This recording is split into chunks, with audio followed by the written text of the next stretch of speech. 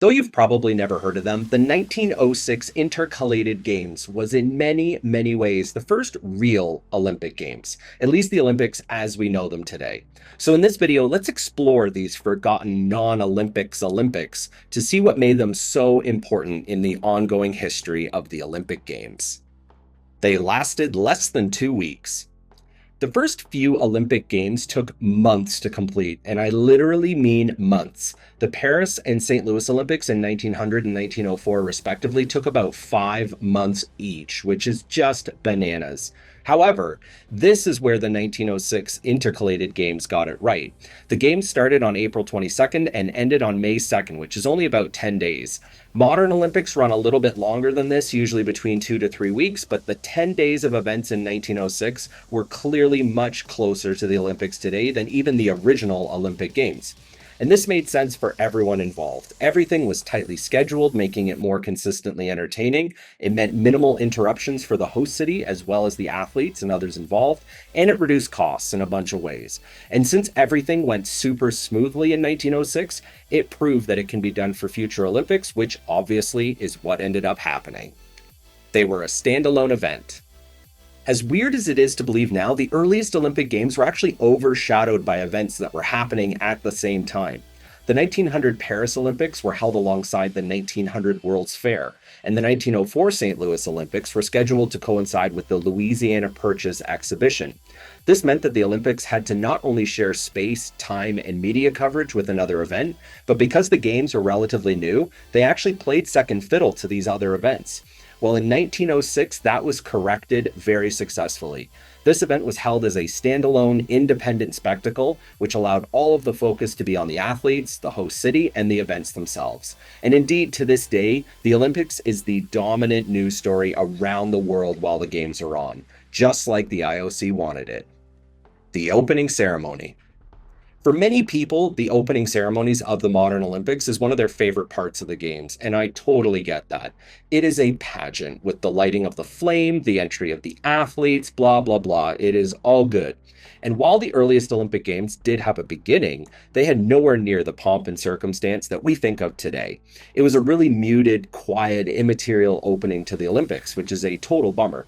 In 1906, they introduced the opening ceremonies as a formal, independent part of the Games, making it a spectacle in its own right. It also was the first time that athletes entered into the stadium as members of their national team under the banner of their own flag, a tradition that has continued to this day. This really nailed down the international aspect of the Olympics, as well as served as a metaphor for competition alongside cooperation between nations. And that's just lovely, if you ask me. Hey folks, I just wanted to pause here for a second and ask a quick favor. If you're enjoying this video, I'd love it if you'd consider subscribing to the channel. We're doing 3 videos a week that I don't want you to miss, so thank you in advance for joining in the fun as a more permanent member of our little community here. All right, let's go back to 1906. The closing ceremony. All right, we already covered the opening ceremonies. Let's follow that right up with the closing ceremonies. Similar to the opening ceremony, the earliest Olympics didn't really do much on this front. It sort of meant that the Olympics ended on a whimper, which again just seems really strange now. And this was made even worse because A, things like the World's Fair were distracting enough for the Games, and B, the Olympics lasted for months, as we already discussed.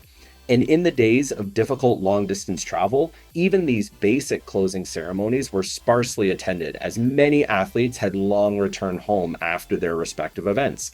Having a formal, distinct, and special closing ceremonies was a way to put a capstone on the Games, as well as celebrate the athletes and nations at the same time. And it directly led to the traditional closing ceremonies we know and love today. And this was no straightforward closing ceremony in 1906, by the way, as it included the participation of around 6,000 school children. Incredible. National Olympic Committees. Again, this seems like a fairly obvious thing nowadays, but at the earliest Olympic Games, the athletes didn't really compete as part of their own national Olympic teams, mainly because most countries didn't have anything resembling national Olympic committees. The athletes would just show up at the Games and compete. But 1906 brought a change on that front, as it required the athletes be registered with their national Olympic committees as a prerequisite for competing. This brought a seemingly small but super crucial improvement to the more administrative administrative end of the Olympic Games, as it allowed for simpler, easier coordination between the International Olympic Committee and each of the countries that wanted to send athletes to compete. It also allowed the IOC to start the process of standardizing entry requirements, necessary paperwork, and global standards for athletes in competition, something that had been sorely lacking in the earlier games. This sort of stuff might seem dull and boring, and probably because it kind of is, but it was central to making the 1906 Games so successful, which in turn made all future Olympic Games so successful. Raising flags for medalists. For many athletes, winning a gold medal at the Olympics is the peak of not just their athletic careers, but perhaps of their lives as well. And hearing your national anthem play as your home flag is raised while you bask in Olympic glory must be an extremely emotional and proud moment, not just for the athletes themselves, but for their country as well. But in the earliest Olympic Games, you didn't get this. You didn't even come close to getting this. In fact, as I covered in my video about the 1900 Olympics in Paris, many of the athletes didn't even know they were competing in the Olympic Games. So flag raising wasn't a thing, to say the least. But in 1906, this tradition began as each medal winner had each of their flags raised in a small ceremony following the final event. And honestly, I'm so grateful this tradition is around because it's a personal favorite part of the Olympics for me. The Olympic Village. The Olympic Village is actually a really cool concept, if you ask me. I've had a couple of friends over the years who competed in one or more Olympic Games, and they've always said that the Olympic Village itself was a standout experience that they'd never forget.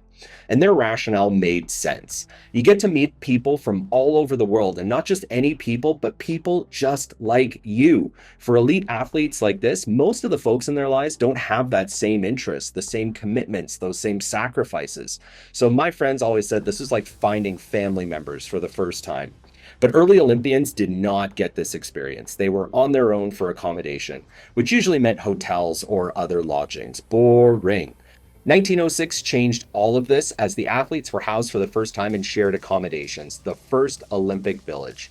It was actually housed at the Zappion in Athens, which is a gorgeous building. I would love to stay there because that beats any Airbnb I've ever come across. Top tier organization. The operations that occur behind the scenes to host an Olympic Games are insane. There are actually documentaries out there that cover portions of this, and they are fascinating. Check them out if you can find the time. And believe me when I say that organization was a huge struggle in the earliest Olympic Games. This struggle was real, especially in Paris in 1900 and St. Louis in 1904, which were plagued by a wide variety of issues related to documentation, record keeping, infrastructure, timetables, and so much more. They were a total mess.